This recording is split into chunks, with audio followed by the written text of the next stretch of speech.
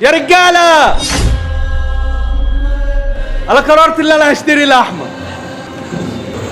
انا بقالي كتير ما شفتهاش لحمه.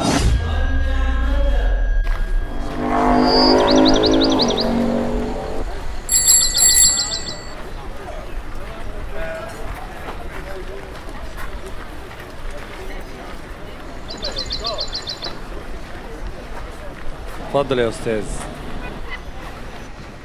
بص انا عايز قطعيه حلوه. عيوني حاضر. كرم، ده طالع قطعيه كبيره.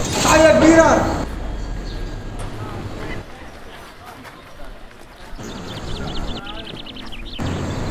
عايز قد ايه؟ عايز قد ايه يا استاذ؟ عايز قد ايه يا استاذ؟ بقول لك ايه، معلش، هو ينفع تديني حته ب100؟ ينفع. عيوني.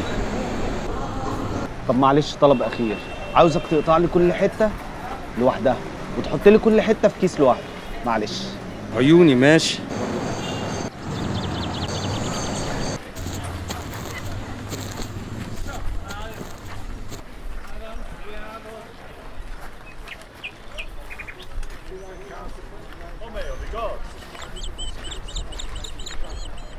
عم كرم، طلع 3 كيلو لحمه.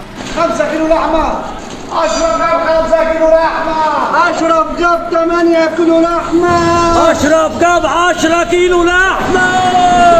اشرف جاب 15 كيلو لحمه. اشرف جاب معزه يا جدعان. يا جماعه، اشرف جاب خروف. اشرف جاب جمل. يا جماعه، اشرف جاب عجل. انت عارف اشرف اشترى خروف وعجل وجمل وكان جريرهم وماشي.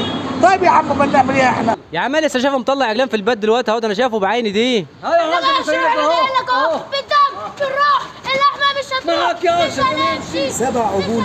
أهم الأحداث لهذا اليوم: شراء مواطن مصري 7 عجول قبل عيد الأضحى، وهذا خبر عاجل. 7 عجول.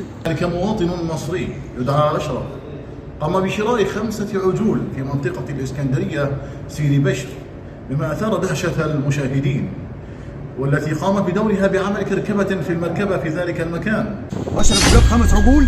لبيك اللهم لبيك، لبيك